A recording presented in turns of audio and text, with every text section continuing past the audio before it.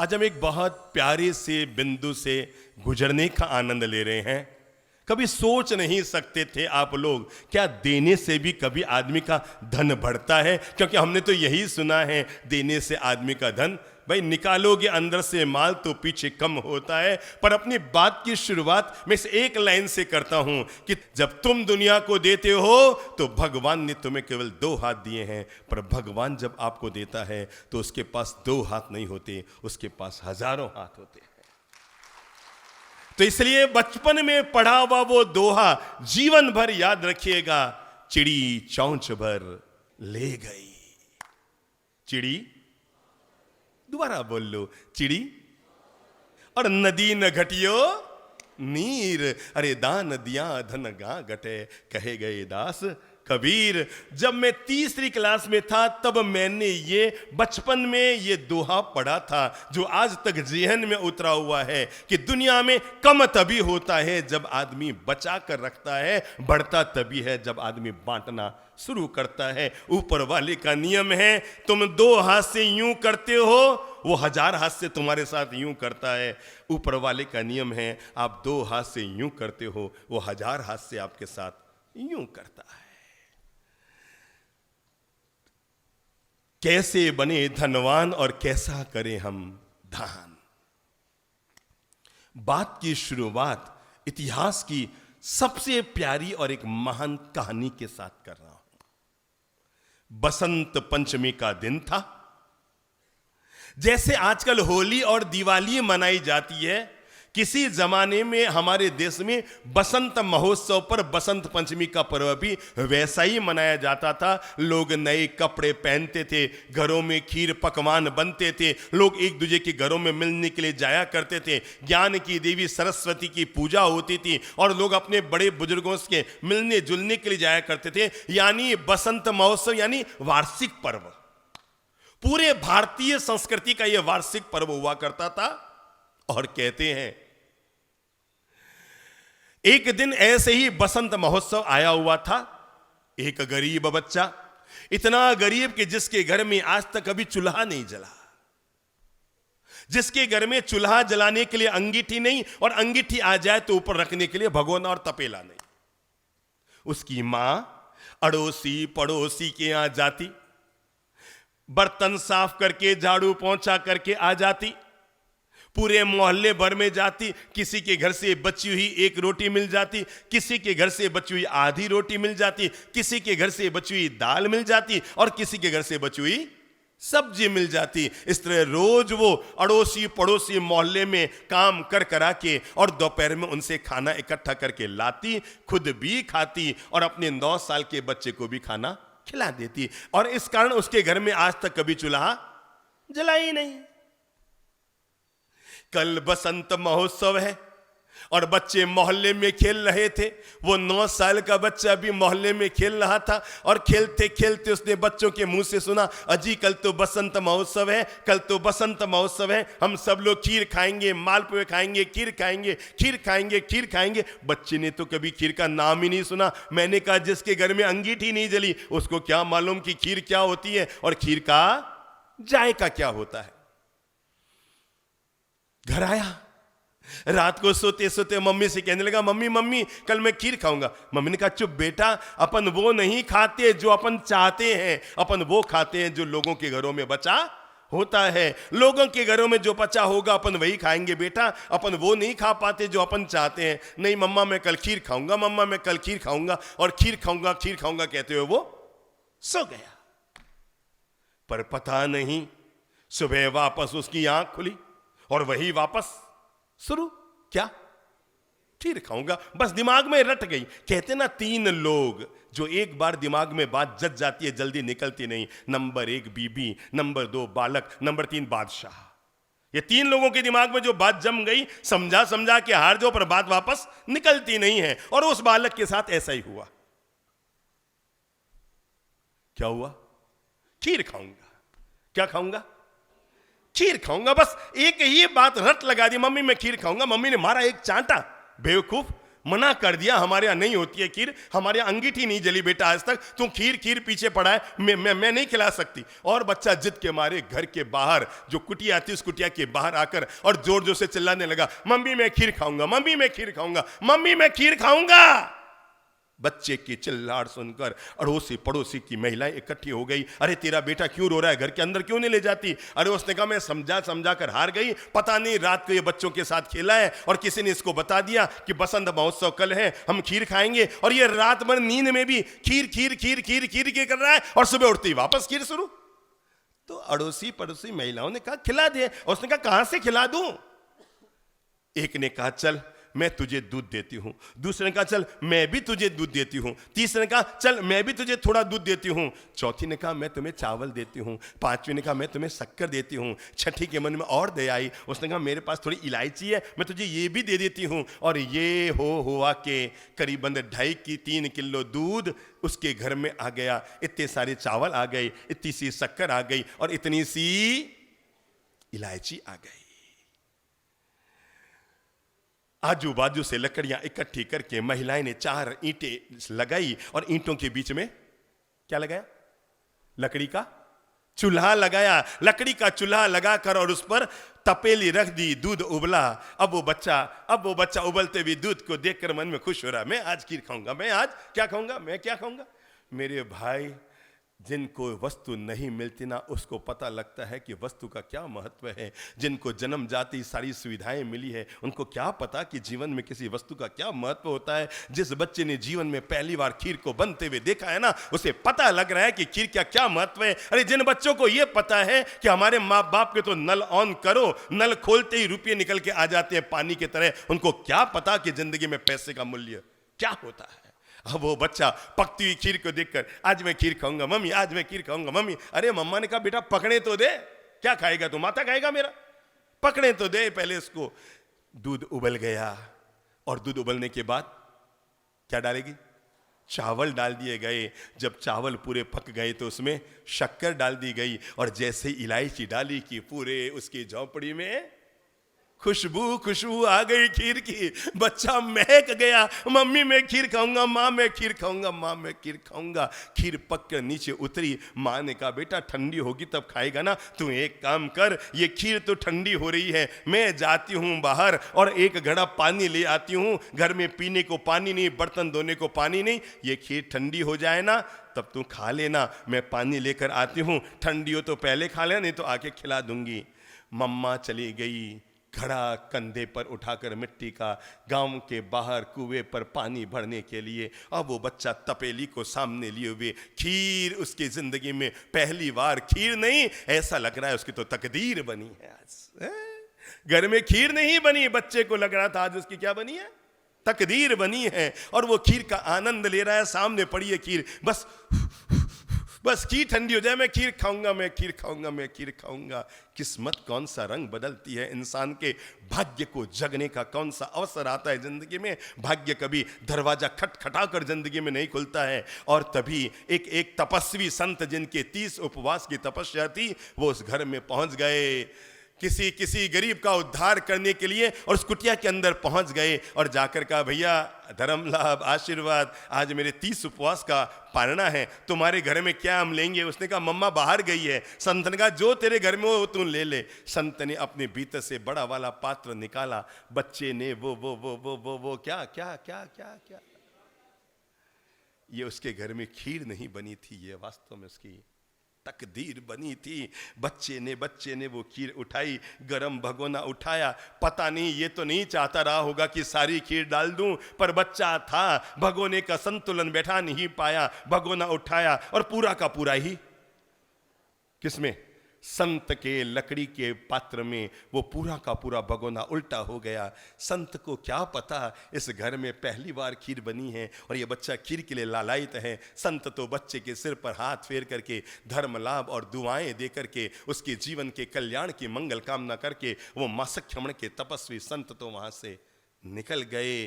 पूरी खीर उनके पात्र में चली गई। बच्चा खुश हो रहा था, ओह प्रभु की बड़ी कृपा रही आज हमारे घर पर। अरे जिंदगी में पहली बार खीर बनी और पहली बार संत आए, लगता है संत को खुशबू आ गई थी। संत को क्या है, खुशबू आ गई थी, हमारे घर में खीर बनी है, और वो अपने आप को सौभाग्यशाली मान रहा था। अब बची पीछे तपेले में चिपकी हुई खीर, और वो हाथ से यूं यूं रगड़ के, बचपन में अपन ने भी चाटी है ना, थाली में जब कोई चीज रहती थी, दाल वगैरह, कट्ठी दाल, तो अपन हाथ से यूं यूं खाने का आनंद लेते थे, याद है ना। ये चाकू चम्मच से खाने वाले बच्चों को क्या मालूम कि उसका जायका क्या होता है, चाट चाट कर खाने का। वो जो बाजरे की राबड़ी होती थी, और उसको हाथ से यूं करके, और यूं, याद है वो मजा। 1700 रुपये की थाली होटल में देकर खा के आ जाना, अगर वो मजा आ जाए तो मुझे आकर कह देना एक बार कि साहब आपकी बात गलत थी। और वो बच्चा यूं यूं यूं यूं यूं यूं करके खीर खाने का आनंद ले रहा था, और तभी मां पहुंच गई। मां ने देखा पूरा भगोना क्या खाली, ना केवल भगोना खाली, और बच्चा उसको यूं यूं यूं यूं चाट और रहा है। मां को लगा, अरे मेरा बेटा इतना भूखा था, 3 किलो दूध की खीर खा गया अकेला, और ऊपर से खा गया सो खा गया, अभी तक इतना भूखा है कि अभी भी है तपेले को यूं यूं यूं यूं करके, और वो दूध के नीचे जो भगोने में खुरचन जमी रहती है ना, और वो यूं यूं यूं यूं यूं यूं यूं यूं खा रहा था। माँ के मन में आया, रे भगवान मैं कैसी हतभागी हूं, मेरे घर में एक बेटा तूने दिया, पर मैंने जिंदगी में कभी इसको भरपेट भोजन भी नहीं कराया होगा। अरे आज खीर बनी तो देखो, सारी खीर खा गया सो खा गया, पर ये इसको भी चाट रहा है। माँ ने चम्मच से और रगड़ रगड़ के उसको खिलाया। बच्चे ने बड़ा बड़ा बड़ा मस्ती से जो बची थी उसको खाया। बस मन में एक ही खुशी हो रही थी उसको, आज मेरे क्या किस्मत खुले, क्या भाग्य हमारे घर के, इस तरह संत आए आहार लेकर चले गए। पर पता नहीं कोई भाग्यवशात, ये तो नहीं कहूंगा कि माँ की नजर लग गई होगी, दुनिया में माँ की कभी नजर नहीं लगती, अरे माँ तो खुद ही हमें नजरें दिया करती है। पर बच्चे के कोई भाग्यवशात रात को पेट में ऐसा दर्द उठा, इलाज कुछ हो न पाया, और दर्द के मारे तड़फते तड़फते तड़फते तड़फते उसी रात, जिस दिन में उसने खीर को चाट कर खाई थी, उसी रात को 2 बजे उस बालक का स्वर्गवास हो गया, देह विलय हो गया, उसकी मृत्यु हो गई। मैं कहानी यहीं पूरी नहीं करूंगा, मैं इस कहानी की अंतिम लाइन को कहकर फिर आपको बताऊंगा कि दान हमें कैसे धनवान बनाता है। उस गरीब बालक ने अपनी जिंदगी में एक बार, प्रथम और अंतिम, फर्स्ट एंड लास्ट, जिंदगी में एक बार किसी एक संत के पात्र में घर में बनी हुई खीर, वो भी उसके घर की नहीं थी, दूध किसी का, चावल किसी की, शक्कर किसी की, और इलायची किसी की, और वो सद्भावना पूर्वक खीर उसने संत के पात्र में डाली, और उस एक दिन के दान के पुण्य का प्रभाव ये हुआ, वो बच्चा मर करके संपूर्ण भारतवर्ष के इतिहास का, अगर भारतवर्ष के इतिहास को आप हजारों हजार लाखों लाख वर्षों तक ले जाकर जोड़ लें, तो संपूर्ण भारतवर्ष के इतिहास का सबसे अमीर सेठ बना, जिसका नाम था साड़ीभद्र सेठ। और आज भी जब हम लोग अपनी रोकड़ लिखते हैं ना, तो रोकड़ में लाइन ये जरूर लिखते हैं, कैसी होगी रिद्धि सिद्धि, कैसी हुई जो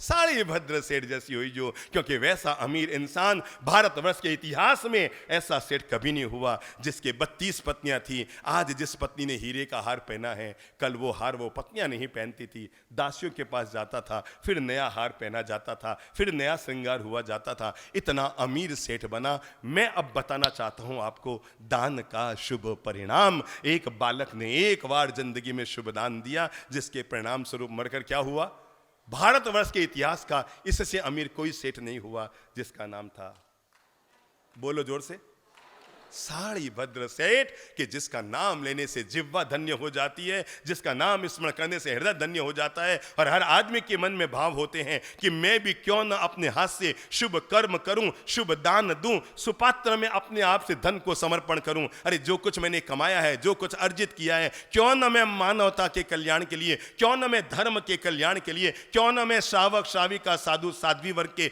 कल्याण के लिए, क्यों न मैं ज्ञान में दान देने के लिए, क्यों न मैं जीव दया के लिए, क्यों न मैं अहिंसा की स्थापना करने के लिए, क्यों न मैं मर्तों के प्राण बचाने के लिए अपने धन का पॉजिटिव उपयोग कर लूं। छोड़कर तो सबको जाना है, पर मेरे भाई ये लाइन सदा याद रखना, खाया पिया अंग लगेगा।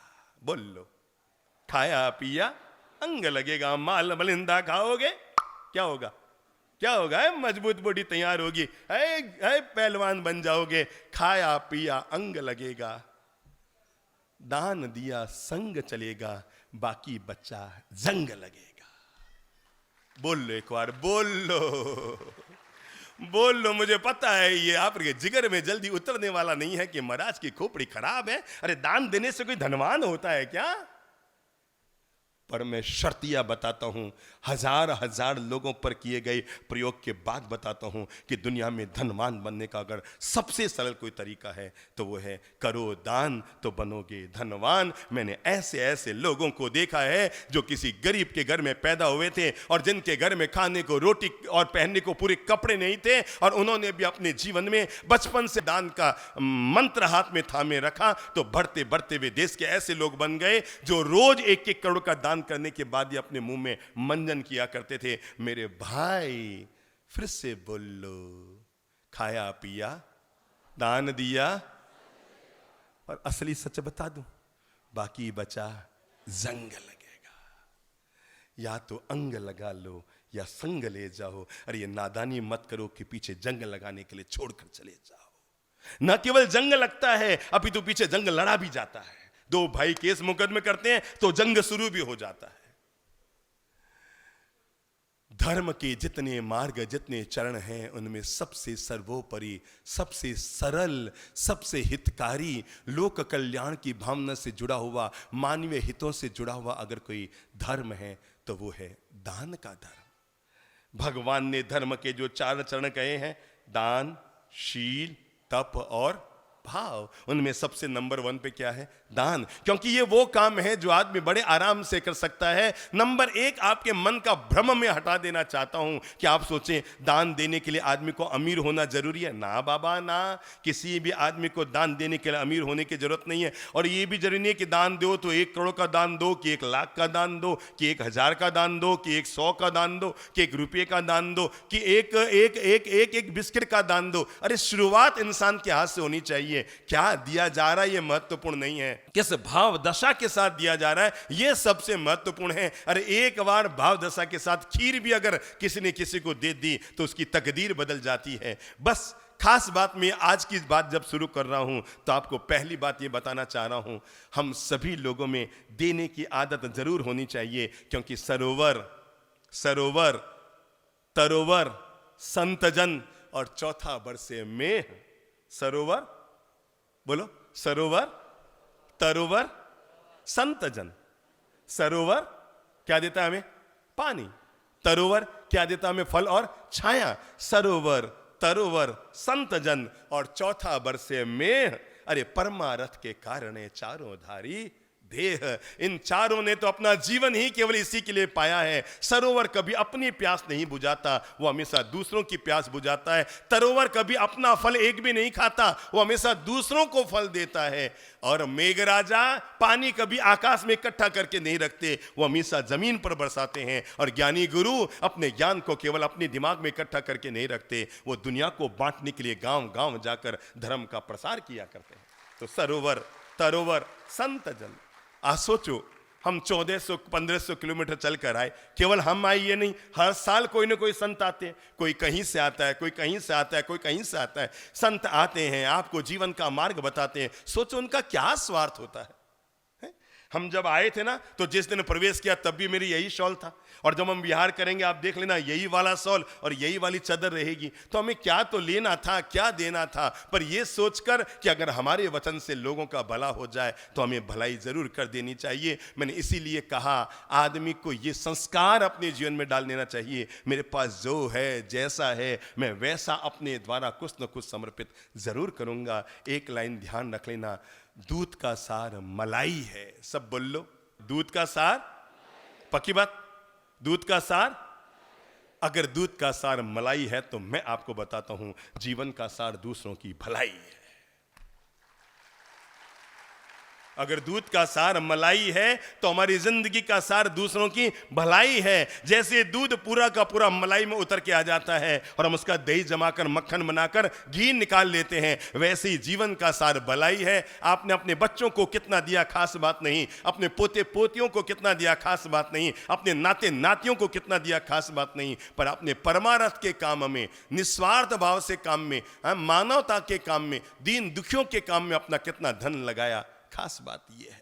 प्रणाम करो मेरे भाई, उन सब लोगों को प्रणाम करो। हमारे इतिहास में ऐसे ऐसे महापुरुष हुए, उन लोगों को प्रणाम करो जिनके दान की तुलना में हम किसको खड़ा करेंगे। कि अगर हम जब देलवाड़ा के मंदिरों में जाते हैं तो हमें लगता है एक एक व्यक्ति ने किस तरह से मंदिरों का निर्माण कराया है। अरे मेरे भाई, देलवाड़ा के मंदिर में आप जाएंगे ना और उसके एक खंबे को देखेंगे तो आपको लगेगा एक ताजमहल बनाने में जितना खर्चा लगा होगा उतना तो मंदिर के एक खंबे को बनाने में लगा होगा।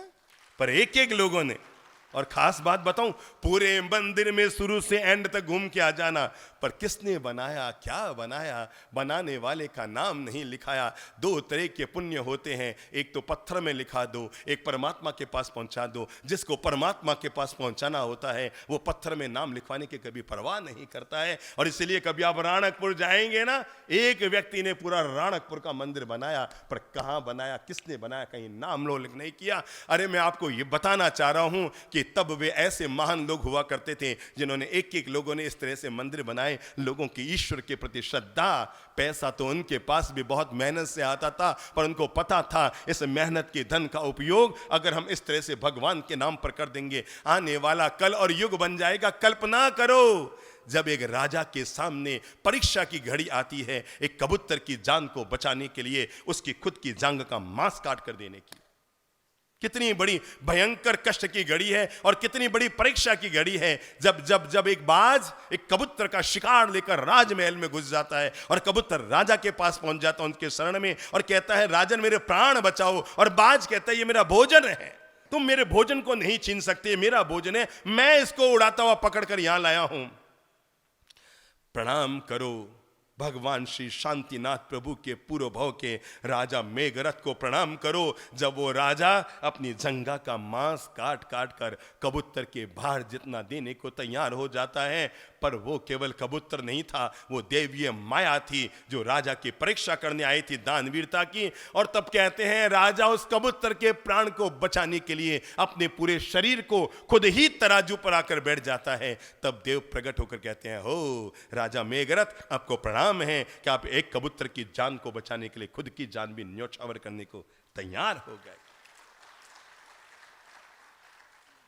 प्रणाम करो भगवान श्री नेमिनाथ प्रभु की इस दिव्य महिमा को कि जब भगवान श्री कृष्ण के चचेरे भाई नेमिनाथ प्रभु अपने विवाह के लिए बारात लेकर राजुल के द्वार पर जा रहे हैं, राजा उग्रसेन के द्वार पर जा रहे हैं, और तब वहां पर पशुओं की करुण चित्कार को सुनकर भगवान श्री नेमिनाथ प्रभु का हृदय पसीज जाता है। और जब वो अपने सारथी से पूछते हैं कि पशु किसके लिए इकट्ठे किए गए, और तब वो सारथी बताता है कि अगर विवाह उत्सव में कोई नॉनवेज मांसाहार खाने वाले लोग आएंगे तो उनको ताजा मांस मिल सके, उसके लिए पशु इकट्ठे किए गए हैं। और तब भगवान श्री नेमिनाथ कहते हैं, मैं ऐसा क्या विवाह कर रहा हूं जिसकी शुरुआत ही हिंसा से हो रही है, जिसकी शुरुआत ही निर्दयता से हो रही है। तब भगवान श्री नेमिनाथ अपने सारथी से कहते हैं, इन पशुओं के बाड़े को खोल दो। सारथी हिचकिचाता है, वो कहता है, अनर्थ हो जाएगा महाराज, अनर्थ हो जाएगा, आपकी बारात चल रही है। और तब भगवान श्री नेमिनाथ पशुओं के बाड़े को खुलवा देते हैं, पशुओं को अभय दान देते हैं, खुद गिरनार की पगडंडी पर चले जाते हैं, संयम को स्वीकार कर लेते हैं।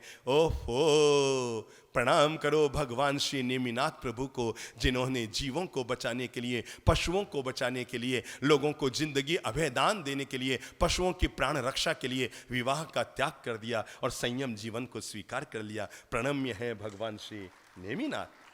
मैं इतिहास की इन गौरवमयी गाथाओं को आपके सामने इसलिए प्रस्तुत कर रहा हूं ताकि आप समझ सकें, हमारे देश का एक महान राजा हुए थे जिनका नाम था राजा हर्ष। अगर आपने बचपन में उस महान राजा की कहानियां पढ़ी हो किताबों में, तो मैं आपको याद दिलाना चाहता हूं, पूरे भारत के इतिहास में एक वही राजा हुआ जिसके राजकोष नहीं था। क्या नहीं था? राजकोष नहीं था। उस राजा के यहां कोई राज भंडार नहीं था, उसके पास 100 सोनैये भी इकट्ठे नहीं थे। जो आता, जो रोज शाम तक उस राजा की आमदनी होती, अगले दिन सुबह वो दान कर देता। रोज, महीने में 30 दिन, साल में 365 दिन। जो उसके राज दरबार में आता, राजा उसे दान कर देता। उसने जीवन में अपने भंडार, भंडारी और भंडार कोष और तिजोरी घर में बनाई नहीं। ये घटना उस समय की है जब सिकंदर यहाँ पर आया था। और जब सिकंदर को ये पता लगा किस तरह राजा हर्ष के पास है कोई तिजोरी नहीं, कोई भंडार नहीं, और उसको लगा मैं लूटूं तो क्या लूटूं, जब है ही नहीं उसके पास, लूटूं तो क्या लूटूं। और तब कहते हैं एक दिन सिकंदर राजा हर्ष के पास बैठा था और कहा बताओ कल अगर तुम पर विपत्ति आ गई तो तुम्हारे पास एक पैसा नहीं है, तुम विपत्ति का सामना कैसे करोगे। तब राजा हर्ष ने कहा था कि महाराज सिकंदर, तुम नहीं जानते भारत में अगर दान की महिमा गाई गई है तो उसकी महत्व क्या हो सकता है। दुनिया में जितने राजा हैं उनके केवल एक भंडार है, मेरे तो जितने नगरवासी हैं उनके घर में जो भंडार है वो मेरा ही भंडार है। सिकंदर ने कहा ये सब कहने की बात है। तब कहते हैं अगले दिन राजा हर्ष ने नगर में कहलाया कि मुझे विपत्ति आ पड़ी, मुझे धन की जरूरत है। तो कहते हैं इतना सारा धन घरों से निकल निकल कर आ गया, क्योंकि लोगों को पता था हमारा महान राजा हर्ष वो राजा है जिसने हमेशा दान ही दान दिया है, पहली बार मांगा है। तो कहते हैं सिकंदर आश्चर्यचकित रह गया, वो सोच नहीं सकता था जितना धन वहां पर इकट्ठा हो गया। राजा हर्ष भारत के इतिहास का वो महान राजा जिसने केवल दिया ही दिया। जो देना जानता है ना उसको पता है देने का क्या सुख होता है। एक बुढ़िया जंगल में थी, ये मैं घटना बता रहा हूं यूरोप की। एक बुढ़िया जंगल में थी और एक झरना बह रहा था और झरने के किनारे भोजन करने के लिए बैठने वाली थी कि तभी उसे वहां पर एक चमकीला पत्थर मिला। पता नहीं उसे क्या जचा, उसने वो चमकीला पत्थर उठाया और अपनी झोली में डाल लिया। भोजन करके वहां से निकल गई। थोड़ी दूर आगे जाने पर एक व्यक्ति उसके सामने प्रकट हुआ। उसने कहा माँ जी मुझे भूख लगी है। महिला ने कहा बेटा मेरे टिफिन में अभी तक 2 रोटी है, 4 थी, 2 मैंने खा ली, 2 और है, तू चाहे तो ले ले। महिला ने जैसे ही झोली में हाथ डाला टिफिन निकालने के लिए कि साथ में वो चमकीला पत्थर भी निकल कर आ गया। उस आदमी ने कहा मैं तो तुम्हारे ये चमकीला वाला पत्थर लूंगा। महिला पहले चौंकी, यार तू रोटी के लिए आया था, तूने मुझसे रोटी मांगी। नहीं नहीं मुझे रोटी नहीं चाहिए, मुझे ये वाला पत्थर बस मुझे चाहिए। महिला ने आधा मिनट को सोचा और वो निकालकर उसको दे दिया। वो बिना रोटी खाए चला गया कि महिला का कहीं मन न बदल जाए। बिना रोटी खाए चला गया। उसने उसको बेच दिया। वो पत्थर नहीं था, वो दुनिया का सबसे बेशकीमती हीरा था। उसको करोड़ों रुपए उससे मिले।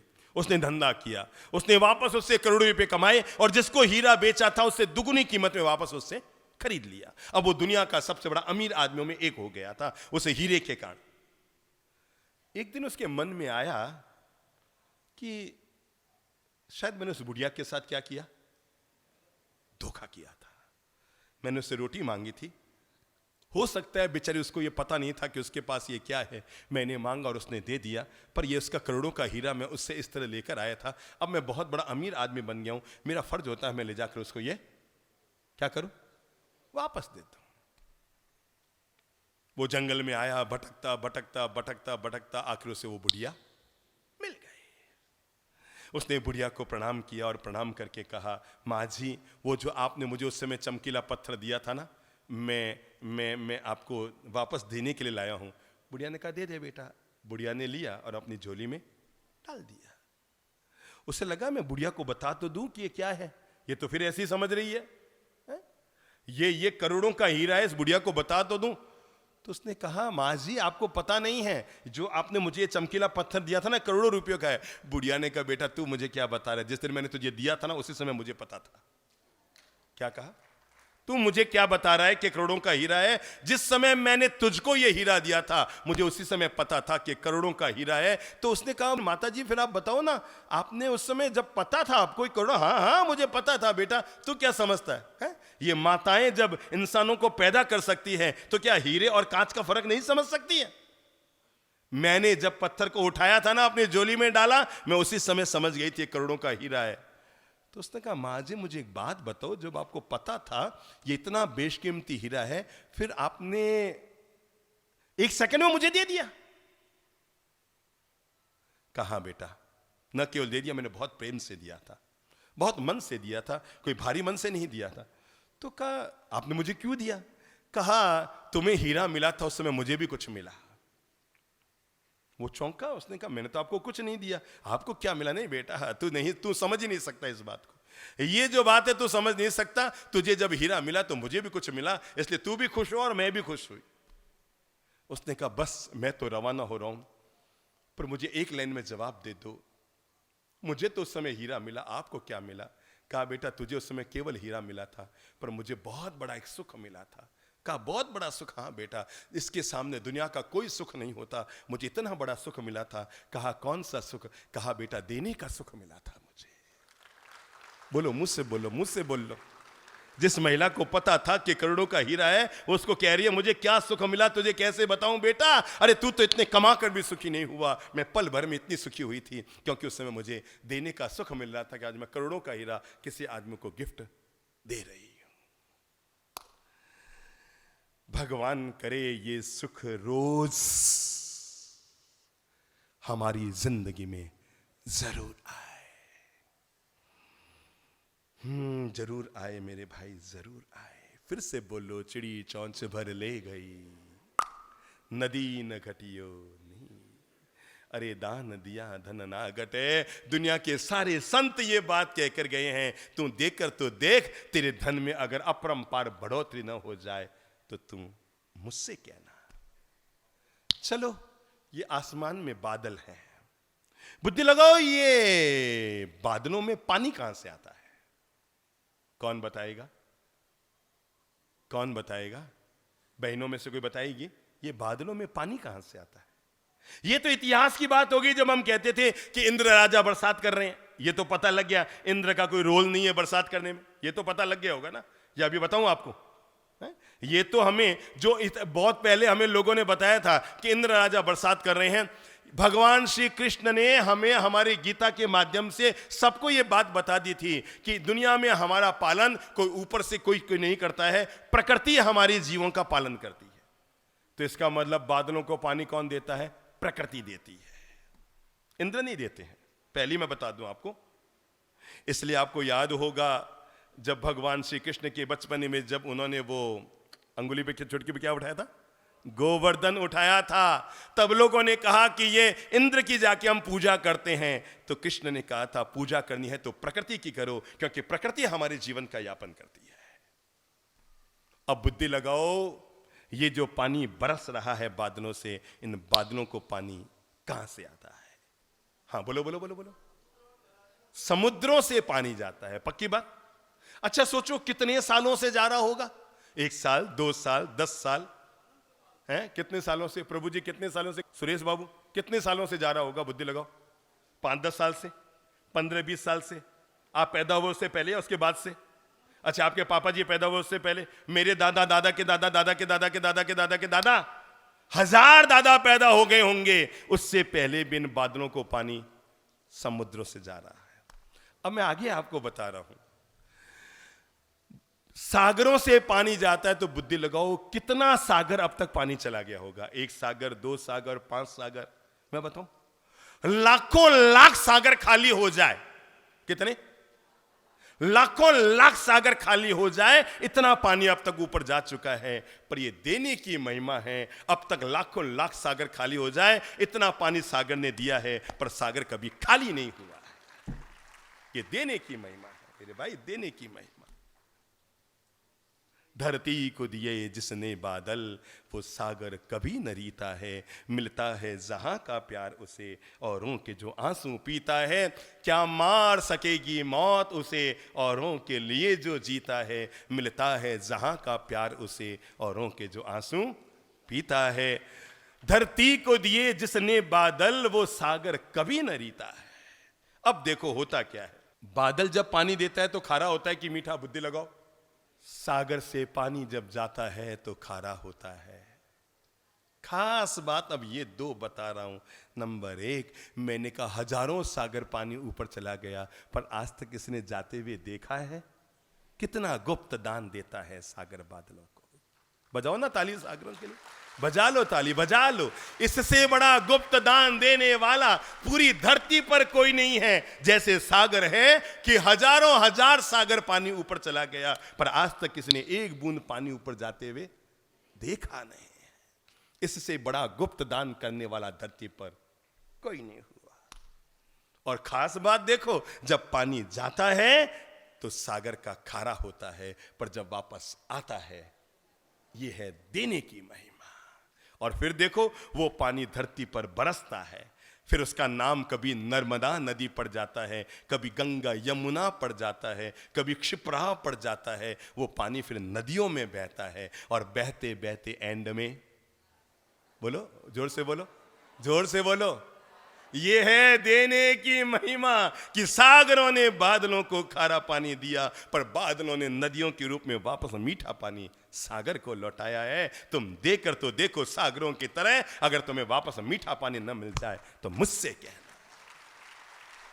ये देने की महिमा है मेरे भाई, देने की महिमा। इसी देने की महिमा ने देश में महान महान विशाल मंदिरों को खड़ा किया, विशाल विशाल सेवा के केंद्रों को खड़ा किया। अरे एक एक राजा ऐसे हुए धरती पर जिन्होंने एक एक लाख मंदिरों का निर्माण किया और एक एक करोड़ों मूर्तियों का निर्माण किया।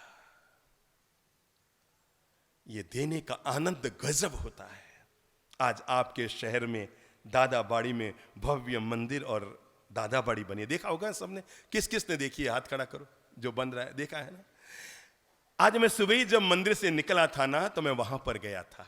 कारीगर काम कर रहे थे, वो बाहर में मार्बल में फूल पत्तियां और वो क्या कहते हैं कंगूरे वंगूरे लटक रहे हैं सब, और मैंने उसको देखा तो मुझे लगा यार ये मार्बल से मंदिर बनाया है या दूध के सागर में से निकाल कर बाहर लाया है। लगता है जैसे दूध से धुला हुआ कोई मंदिर बना होगा। जरा सोचो ये किसके बलबूते बना है? केवल पैसे के बलबूते नहीं, आदमी के विराट दिल के बलबूते बना है। जब आदमी का दिल बड़ा होता है ना, ये तो हर एक जानता है कि पैसा बहुत मेहनत से कमाया जाता है, पर किस्मत वाला होता है जो वापस अच्छे काम में लगाने का सौभाग्य भी प्राप्त किया करता है। मेरे भाई, अब तो आपके सामने शहर का एक महा महोत्सव आने वाला है। जो दादाबाड़ी में मंदिर बना, 7 महीने बाद उसकी शायद रायपुर के इतिहास का सबसे बड़ा प्रतिष्ठा महोत्सव आयोजित होने वाला है। पर मैं आपको एक लाइन में इतना सा बता रहा हूँ, ये सब जो महान बड़े पुण्य के करोड़ों के काम होते हैं ना, ये किसके बलबूते? आदमी के उदार हृदय के बलबूते, मनुष्य की उदारता के बलबूते, दोनों हाथ को लुटाने के बलबूते। हाँ, अगर आप ताली बजा सकते हैं तो जरूर बजाइए बिल गेट्स जैसे लोगों के लिए। बिल गेट्स जैसे लोगों के लिए ताली बजा सकते हैं तो जरूर बजाइए, क्योंकि अभी अभी का किस्सा बताऊं, जिस आदमी ने अपनी जिंदगी में लाखों करोड़ डॉलर का दान दिया है। कितना? कोई 1 करोड़, 2 करोड़, 5 करोड़, 100 करोड़, 1000 करोड़, 10,000 करोड़, लाख करोड़ नहीं, पूरे भारत की जितनी आर्थिक व्यवस्था है ना, उतना तो उस अकेले व्यक्ति ने दान दिया है।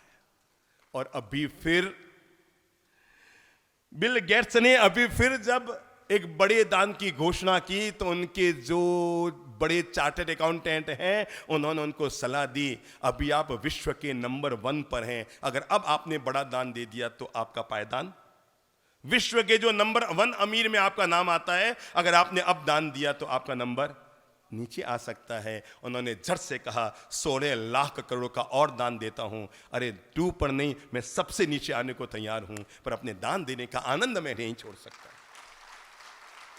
अभी उनका नाम विश्व के सबसे अमीर लोगों में है। अभी 3 दिन पहले भास्कर में न्यूज आई थी उसके लिए, और उन्होंने उसमें कहा था मैं इतनी बड़ी राशि, लगभग कितना 16 लाख करोड़ का दान और दे रहा हूं। तब उन्हें बताया गया कि आपका जो विश्व में नंबर 1 अमीर है वो नीचे आ जाएगा आपका नंबर। उनका नीचे नहीं, मैं सबसे नीचे आने को तैयार हूं, पर दान देने का आनंद। और उन्होंने अपने वक्तव्य में सबसे कहा कि दुनिया में रहने वाले हर अमीर व्यक्ति ये बात ध्यान रख ले, छोड़कर तो सबको जाना है, पर दान देने का जो आनंद है, पुण्य की बात तो बहुत दूर की बात है, देने का जो आनंद मिलता है उस आनंद को जरूर ले लो। तभी तो महात्मा गांधी एक गीत गाया करते थे, वैष्णव जन तो तेने कहिए। वैष्णव जन का मतलब है धार्मिक व्यक्ति तो तेने कहिए, जे पीर पढ़ाई जाने रे, पर दुखे उपकार करे, तो ये मन अभिमान न आने रे। सुना है ना? पता है ये गीत किसने बनाया है? गुजरात के सबसे प्यारे महान कवि हुए जिनका नाम था नरसैया। क्या नाम था? नरसैया, उन्होंने 800 साल पहले ये गीत की लाइन बनाई थी। वैष्णव जन तो तेने कहिए जे पीर पराई जाने रे, पर दुखे उपकार करे तो ये मन अभिमान न आने रे। आदमी किसको कहे महान आदमी? जो औरों के काम आता है, जो औरों के भलाई के लिए जीता है, जो दूसरों के लिए करता है, जो परायों के लिए करता है, मानवता के कल्याण के लिए जो सत्कर्म करता है। तो कहते हैं पर दुखे उपकार करे, दूसरों के काम तो आता है पर उसके मन में कभी नहीं आता कि मैं नाम कमाऊं, मैं यश कमाऊं, मैं मेरी चलती चले दुनिया में। मेरे भाई,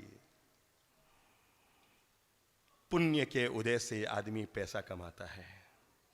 मेरी अंगुली नजर आ रही है? आधे भाग को तो आ ही रही होगी ना, आधे पंडाल को मेरी अंगुली नजर आ रही है। पुण्य के उदय से आदमी पैसा कमाता है, पैसे से वापस आदमी पुण्य कमा सकता है। समझिएगा क्या कहा मैंने? पुण्य से आदमी पैसा कमाता है, पैसे से वापस आदमी पुण्य कमाता है। एक लाइन का फर्क जीवन भर के लिए जेहन में उतार लेना। पुण्य से कमाया पैसा यहीं रह जाता है और पैसे से कमाया हुआ पुण्य साथ चला जाता है। एक लाइन में समझ, पुण्य से आदमी पैसा कमाता है, पैसे से आदमी पुण्य कमाता है। फर्क सिर्फ एक लाइन का है। पुण्य से अगर पैसा कमाया है तो यहीं रह जाएगा, पर पैसे से वापस आदमी ने अगर क्या कमा लिया? पुण्य कमा लिया है, तो समझ लो उसका तो बेड़ा पार हो गया। अच्छा, एक बात तो तय है, एंड में छोड़ छाड़ कर, पक्की बात है, पक्की बात है ना, छोड़ छाड़ कर एंड में यहीं जाना है। पर एक फर्क रहेगा। मैं वो पुरानी रटी रटाई बात आपको नहीं कहूंगा कि आदमी सब कुछ छोड़कर जाता है, नहीं। बुद्धिमान आदमी सब कुछ लेकर भी जाता है। लेकर भी जाने के तरीके दुनिया में हैं, बशर्ते ले जाने का तरीका आ जाए। जैसे समुद्र बाह बनकर पानी को ऊपर ले जाता है ना, ऐसे ही आदमी पैसे से पुण्य कमाकर ऊपर साथ में ले जाता है। किसने कहा सोना चांदी यहीं रह जाएगा, मकान यहीं रह जाएगा? मेरी अच्छी माताओं, मैं बूढ़े वृद्ध बैठी हुई सब माताओं से कहूँगा, आज घर जाकर अपने सोने को तौल लेना। मेरे पास 70 ग्राम है, 80 ग्राम है, 5 तोला है, 10 तोला है, 25 तोला है, 50 तोला है। आप में कई अमीर घर की महिलाएं होंगे जिनके पास 100 तोला है। एक बार आंख बंद करके सोचो, अगर कल सुबह तुम्हारी आंख बंद हो गई तो इस सोने का क्या होगा? सोचो, एक बार सोचे। एक बार मैं आधा मिनट का समय दे रहा हूं आप लोगों को सोचने के लिए कि जिसके पास 80 तोला सोना है, जिस माता जी के पास, एक बार वो आत्मचिंतन करें, कल सुबह अगर उसकी आंख बंद हो गई तो उस सोने का क्या होगा? हर महिला हर साल 10-10 ग्राम 10-10 ग्राम 10-10 ग्राम सोना इकट्ठा करके जीवन में 80 तोला सोना इकट्ठा करती है, और एंड में उन बहुओं के नाम छोड़कर जाना पड़ता है जो बुढ़ापे में सुख से एक गिलास पानी नहीं पिलाती है। जीवन की सच्चाई को स्वीकार करने के अलावा कोई रास्ता नहीं है आपके पास। जीवन भर 5-5 ग्राम 10-10 ग्राम 5-5 ग्राम 10-10 ग्राम। आप में से 10 महिलाएं भी ऐसी नहीं होंगी, आप में 1000 महिलाएं ऐसी है जिनके पास 50 तोले से ज्यादा सोना है, पर 10 महिलाएं भी ऐसी नहीं है जो दावा कर सके साहब मैंने 10 तोला सोने का दान भी किया है। करो हाथ खड़ा 10 महिलाएं जो हाथ खड़ा करके दावा कर दे साहब मैंने 10 तोले सोने का कभी दान भी किया है। क्या होगा इस धन का, कभी सोचा आपने? पुरानी नीति कहती है जो पुरुष ज्यादा धन धन धन धन धन धन करता है ना, निधन होने के बाद क्या होता है उसका? बड़े बुजुर्गों ने क्या बताया, बताओ तो? वो क्या बनता है? क्या बनता है? उस धन की रक्षा करता है। और जो महिलाएं ज्यादा धन धन धन धन साड़ी साड़ी साड़ी साड़ी करती है ना, मरने के बाद क्या बनती है? बोलो बोलो बोलो बोलो बोलो। सुना है ना? मैं ही हर बात अपने मुंह से क्यों बोलकर आपके मन को बिगाड़ूं? आप जानते हो, मैं केवल याद दिला रहा हूं। और मैं इसीलिए कह रहा हूं, हमारे जीवन में ये जो कंजूसीपन की आदत पड़ गई है ना, मारे पोता पोतिया वास्ते भेड़ा करूं, मारे नाता नातिया वास्ते भेड़ा करूं, और जिका थारे 7 बार आवाज दिया पछे। मैं सच्ची घटना बता रहा हूं। जयपुर में मैं एक घर में था, दादाबाड़ी में हमारा चौमासा था और दशहरा मैदान में हमारे प्रवचन थे। मैं एक घर में आहार के लिए जाया करता था। वो माँ जी हमसे बहुत प्रेम करने लग गई थी। एक दिन मैं उस घर में घुसा तो मैंने देखा वो माँ जी बहुत रो रही थी। मुझे थोड़ा लगा, मैं क्या हुआ माँ जी? नहीं बाप जी बस। मैं अगले दिन गया तो मैंने कहा फिर भी वो रो रही थी। मैं फिर बैठा पास में, मैं क्या माता जी क्या हुआ है, आप रो क्यों नहीं है? कि बाप जी मारो कुत्तो मर गयो। कहीं कहो, सच्ची घटना लाइव कर रहा हूं। कहीं कहो बाप जी मारो कुत्तो मर गयो। मारे मुंह से निकल गया। मैं क्या मासा कुत्तो मर गयो बिरवास्ता, आप इतना क्यों रो रहे हो? कि बाप जी बही तो थो जो आवाज देते आ जाऊं तो। अब कहने आवाज दो। जीवन की सच्चाइयां है ये। क्या है? जीवन की सच्चाइयां है ये। मां ने जैसे तैसे पढ़ा लिखा कर अपने बेटे को डॉक्टर बनाया। डॉक्टर के घर में फिर पत्नी डॉक्टर आ गई। सासू मां मन में खलने लग गई, लार टपकने लगती है, कभी कभी खाया हुआ बाहर निकल जाता है, कभी कौर मुंह में नहीं जाता है, कभी थाली हाथ से गिर जाती है। बहू ने बुद्धिमानी लगाकर सासू मां को तल घर में भेज दिया। कहां पर?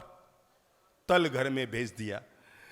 सासू मां तल घर में पहुंच गई। इतनी बूढ़ी काया थी, न बोलने की सरदा, न चलने की ताकत, न बोलने की ताकत। जिस सासू मां ने पूरे जीवन भर की कमाई, यहां तक कि अपना मंगलसूत्र भी बेचकर अपने बेटे को पढ़ाया लिखाया था और घर में बहू लेकर आई थी, उस बहू ने तल घर में भेज दिया। एक मिट्टी की थाली थी और उसमें 2 रोटी चली जाती थी। घर में जब पोता पूछता, दादी माँ कहाँ है? तीरथ पे गई है, तीरथ पे गई है, तीरथ पे गई है। और तल घर में दादी माँ बैठी रहती। एक दिन बच्चा गेंद खेल रहा था और गेंद उछल कर सीधी तल घर की सीढ़ी पे गई। वहां से फिर उछाली खाई और तल घर के अंदर चली गई। बच्चा दौड़ा हुआ गया गेंद को लेने के लिए, तो देखकर चौंक पड़ा। अंदर दादी माँ बैठी थी। दादी माँ रो रही थी। उसने कहा, माँ आप यहाँ? कि हाँ बेटा, सब तेरी मम्मी की मेहरबानी है, उसने यहाँ रखा है, यहाँ का आनंद ले रही हूँ, कोई दिक्कत नहीं है। अरे जब चंदन बाला जैसी महासती को भी लोग तलघर में डाल सकते हैं, मैं तो सामान्य महिला हूं बेटा, है?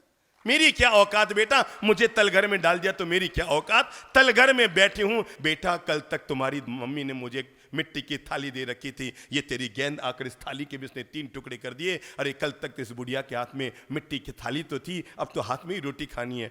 दादी माँ आप मिट्टी के थाली में खाते हो, कल आपके हाथ में अगर चांदी की थाली न आ जाए तो मैं आपका पोता नहीं। मिट्टी की थाली टूटी हुई टुकड़े लेकर मुट्ठी में भरकर बच्चा ऊपर गया और जाकर मम्मी से कहा, मम्मी जरा आपकी अलमारी की चाबी दो। अलमारी की चाबी ली, अलमारी में जो लॉकर था ना जिसमें गहने रखती है वो खोला और वो मिट्टी की थाली के टुकड़ों को पोटली में, सड़ी हुई थाली के टुकड़ों को पोटली में बांधकर अलमारी के अंदर रख दी। ताला बंद किया, बाहर का ताला बंद किया, चाबी मम्मी को दे दी। शाम को मम्मी को किटी पार्टी में जाना था। घटना को लाइव कर रहा हूं। शाम को मम्मी को किटी पार्टी में जाना था। अलमारी खोली, कपड़े बदले और उसके बाद गहने पहनने के लिए जैसे ही गहने का लॉकर अंदर का खोला, थोड़ी सी गंध आई, हाथ अंदर डाला तो सड़ी हुई मिट्टी के थाली के टुकड़े, बंधे हुए कपड़े को खोला और दुर्गंध आई। मिट्टी सड़ी हुई कोई इतने टुकड़े, 3-4 टुकड़े थाली के पड़े थे। उसने मुन्ने को अपने पास बुलाया, 11 साल का बच्चा, उसको अपने पास बुलाया। बुला कर कहा, तूने मुझसे चाबी ली थी ना? हाँ मम्मा ली थी। ये मिट्टी के थाली के टुकड़े? उसने कहा, ये दादी माँ की गेंद सुबह टूट के नीचे है दादी माँ, है, और मैंने लाके यहां रख दिया। मम्मा ने कहा, बेवकूफ, तूने मेरी अलमारी में लाकर ये मिट्टी के सड़ी हुए थाली के टुकड़े मेरी लॉकर में गहनों के साथ रख दिए। और ये कहते उसने एक चांटा मारा, सटाक, बच्चे के गाल पर पूरा जन्नाटेदार तमाचा पड़ा। बच्चे का चेहरा हिल गया। बुद्धू, तूने मेरी अलमारी में गहनों के साथ सड़ी मिट्टी के थाली के टुकड़े रखे, क्यों? उसने कहा, मम्मा आपके बुढ़ापे के लिए मेरी दादी माँ को तो इतनी अच्छी बहू मिली जिसने थाली तो दी मिट्टी की, हो सकता है आपकी बहू ऐसी आ जाए जो मिट्टी की थाली भी आपको न दे, उस समय टुकड़े बुढ़ापे में आपके काम आ जाएंगे।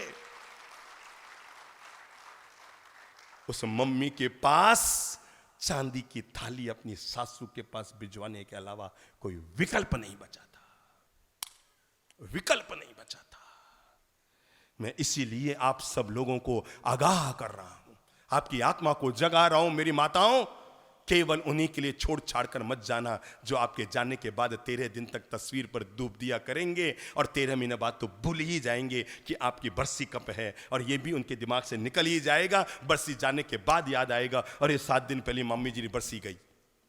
उनके जिनके लिए आप अपना 100 तोला सोन कर जाएंगे, आज ही घर जाकर जितनी माताएं बैठी है, मैं कहूँ जितनी बहुएं बैठी है, वो भी आज ही घर जाकर अपने सोने का मूल्यांकन कर लेना। मेरे पास 70 तोला सोना है। अपने बेटे को बुला कर कहना, बेटा ये 70 तोले में से 10 तोला मैं भगवान के नाम लगाऊंगी। मैं ये नहीं कहता कि आप कहाँ लगाएं, आपकी जहां मर्जी, मंदिर में लगाओ, उपास्य में लगाओ, दान में लगाओ, पुण्य में लगाओ, गरीब भाइयों को खड़ा करने में लगाओ, गौशाला में लगाओ, कबूतरों को दाना खिलाओ, मानवता के लिए लगाओ, दीन दुखियों के लगाओ। अरे गरीब को दवाई दिलाओ, किसी को कपड़े दिलाओ, किसी को पढ़ाई कराओ, किसी की और कुछ करो, पर मरने से पहले कर जरूर लेना। और नहीं तो मरते समय पछतावे के अलावा आपके हाथ में कुछ नहीं होगा, जब आपके हाथ में 2 पैसा भी दान करना ना होगा और सारा माल आपके बच्चों के हाथ में चला गया। एक अमीर आदमी मर रहा था, मौत आई। मौत ने कहा चलो चलो चलो चलो, चलने के लिए तैयारी की। तो तभी अमीर ने कहा यार ऐसे खाली हाथ कैसे ले जा रहे हो, मैंने 2-2 हजार के इतने सारे नोट इकट्ठे कर रखे हैं, मुझे ले जाने दो। मौत ने कहा चल ठीक है। और 2-2 हजार के भरे हुए जो उसकी 12 सूटकेस थी वो पूरी की पूरी साथ ले ले। मौत ने कहा चल ले ले, तो तेरी मर्जी है ले ले, नो प्रॉब्लम। उसने 12 सूटकेस से भर ली। अब वो मौत उसे लेकर गई। अब वो स्वर्ग में गई तो देखकर चौंक गया वो तो, अरे बड़े बड़े मॉल वहां पर खुले हुए हैं, बड़े बड़े मॉल खुले हुए हैं, और अंदर वहां तो बड़ी बड़ी सोने की चैनें लटक रही है। और वो अंदर गया ना, तो अंदर गया तो और चौंक गया। पता लगा सोना 250 रुपए किलो। क्या भाव? 250 रुपए किलो। अरे वो क्यों, तो फोकट में दुनिया में बैठो तो यूं यूं यूं यूं यूं करने, प्राणायाम करने, पहली आ जाओ तो कितना मजो। हर चीज कोई 70 रुपए किलो, कोई 200 रुपए किलो, कोई 250 रुपए किलो। हाँ, मर्सिडीज कार 700 रुपये में। अब यहाँ पर भी मन में आ रही है कि आप भी एक सूटकेस लेने जा रहे घूम रहा हूं ना। हाँ।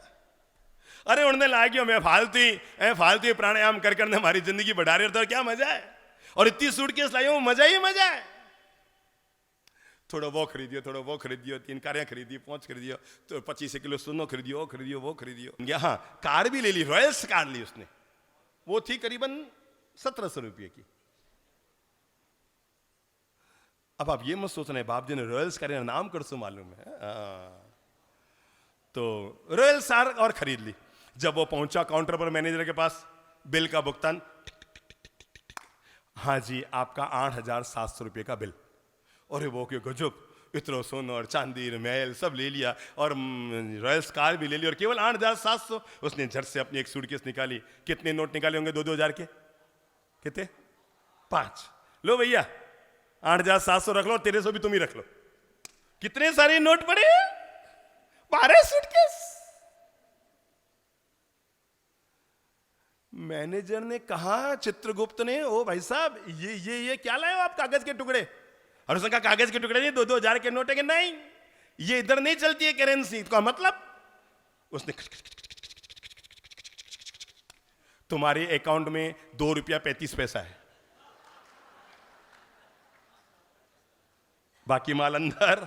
अब 2 रुपया 35 पैसे का जो निकाल लो निकाल ले, बाकी सब। अरे उसने कहा इनका क्या होगा?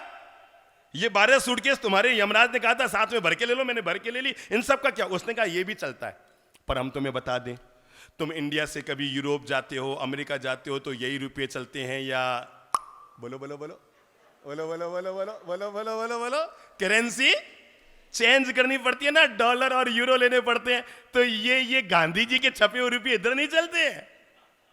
ये तुम रिजर्व बैंक का साइन करा के ले आओ, ये रुपये हमारे यहाँ नहीं चलते हैं। हमारे यहाँ जो भी आदमी आता है उसे करेंसी चेंज करनी पड़ती है, ये वाले रुपये यहाँ पर नहीं चलते। उसने कहा भाई साहब अंतिम बार हाथ जोड़ता हूँ, मुझे बता दो इन रुपयों को चलाने का क्या तरीका। तब बताऊं, चित्रगुप्त ने उस आदमी को एक सीख देकर धरती पर भेजा, और वही सीख मैं आपको दे रहा हूं। और तब चित्रगुप्त ने उस आदमी से कहा, जाओ भाई तुम पृथ्वी पर जाओ वापस, मैंने सबको एक एक बार मौका दिया है और तुमको भी दे रहा हूं, अपनी करेंसी चेंज करा कर ले आओ, बस ये सारे रुपये तेरे चलेंगे, पर एक बार तुम्हें दुनिया में जाना पड़ेगा, करेंसी चेंज करनी पड़ेगी। उसने कहा इस करेंसी को चेंज करने का क्या तरीका है कि तुम चिंता मत कर, एक भी सूटकेस लाने की जरूरत नहीं, हमारा अकाउंट चलता है, तू तो नीचे करेंसी चेंज करना, यहाँ तुम्हारे अकाउंट में जमा होते रहेंगे। उसने कहा मतलब कि ये सूटकेस सब नीचे ले जा, 2-4 मंदिर बना देना, 2-4 धर्मशालाएं बना देना, 2-4 अनाथालय खोल देना, 2-4 वृद्धाश्रम बना देना, 2-4 गौशालाएं खोल देना, 2-4 जीव जंतुओं के लिए पक्षीशाला खोल देना, और आजीवन उन्हें चारा मिलता रहे, दाना मिलता रहे, ये सारा रुपये उसमें लगा देना। उसने कहा उससे क्या होगा, चिंता मत कर, तुम्हें कुछ भी लाने की जरूरत नहीं, तू वहां लगा देना, तेरे अकाउंट में यहाँ पर अपने आप जमा हो जाएंगे। अब मैं आपको बताऊं, हम सब लोग जो यहाँ पर बैठे हैं ना, कभी ना कभी सूटकेस लेके ऊपर गए थे, वापस हमें सूटकेस लेके नीचे भेजा गया था, पर हम फिर करेंसी चेंज नहीं कर पा रहे हैं। हम फिर भी क्या नहीं कर पा रहे, करेंसी चेंज नहीं कर पा रहे हैं, और यही सूटकेस लेके वापस जाएंगे, फिर लौटा दिए जाएंगे। मैंने इसीलिए आपसे अनुरोध किया, हम अपने ज़हन में इस बात को जरूर उतारें। मैं अपने द्वारा आज से संकल्प करो, कोई न कोई सत्कर्म जरूर करूंगा, कोई न कोई पुण्य का काम जरूर करूंगा। मुझे कोई पूछे आज की तारीख में सबसे बड़ा धर्म यही है, भूखे का पेट भर दो, चाहे अन्नदान कर दो। अगर आपके पास देने के लिए वस्त्र है, आज ही जाकर हैं, मैं जीतों की महिलाओं से कहूँगा, अगर वे लोग ये जवाबदारी संभाले तो मुझसे आके मिल लें। और मैं बहनों से कहूँगा, आज ही जाकर अपने घर में जो कपड़ों को आप 2 साल में एक बार नहीं पहनते, उनको निकाल कर अलग रख दो, हैं, धो करके साफ करके प्लास्टिक की थैली में पैक करके नया बनाकर उनको रख दो, ताकि जब किसी गरीब को देना हो वस्त्रदान आप कर सको। अरे वस्त्रदान की महिमा बताऊँ, एक बार द्रौपदी ने इतना सा कपड़े का टुकड़ा भगवान श्री कृष्ण की अंगुली पे बांधा था, परिणाम क्या निकल कर आया, चीरहरण के समय कितना बड़ा वो वस्त्र हो गया था। तो अपना वस्त्र दान जरूर कर दो, ठीक है ना। हाँ, अगर आप कर सकते हैं तो औषधि का दान जरूर किया कर। जो आपके पास हैसियत है, और कुछ नहीं, कम से कम घर में जो बची हुई दवाइयाँ वो यूँ ही पड़ी पड़ी उनकी एक्सपायरी डेट आ रही है, उनको जाकर किसी गरीब गुरबे जरूरतमंद को दे दिया करो। हो सके तो ज्ञान दान जरूर करो, 2 किताब किसी अच्छे व्यक्ति को दो, 2 बच्चों को पढ़ाई के जवाबदारी उठा लो अगर आप कर सकते हैं। और कुछ नहीं तो श्रम दान जरूर करो। अजीत जहाँ मंदिर बन रहा है, कि थानक बन रहा है, कि उपाश्रय बन रहा है, मैं धन नहीं लगा सकता, अपना श्रम लगाऊंगा। और कुछ नहीं कर सकते, साल में एक बार रक्तदान कर दो। लगता है ये भी नहीं कर सके तो मरने के बाद क्या कर दो, क्या कर दो, क्या कर दो, नेत्रदान कर दो। अपने हाथ से कोई न कोई भलाई का, कोई न कोई पुण्याई का, कोई न कोई मानवता का, कोई न कोई दीन दुखियों के काम आने का कोई न कोई सत्कर्म अपने हाथ से जरूर कर लो। क्योंकि आदमी अगर सत्कर्म करता रहेगा, पुण्य का बंधन होता रहेगा। मैंने कहा आज से संकल्प करो, मैं रोज कोई न कोई छोटा मोटा ही सही, और कुछ नहीं, जेब में 2 बिस्किट के पैकेट ही रखा करो। मैं किसी गरीब गुरबे और ज़रूरतमंद की सुबह से शाम तक मदद ज़रूर करूँगा, ज़रूर करूँगा, ज़रूर करूँगा। क्यों? क्योंकि आज मैंने पाठ पढ़ लिया है, देने से कभी कम नहीं होता। बोल लो, दिन दूना रात चौगुना बढ़ता ही रहता है।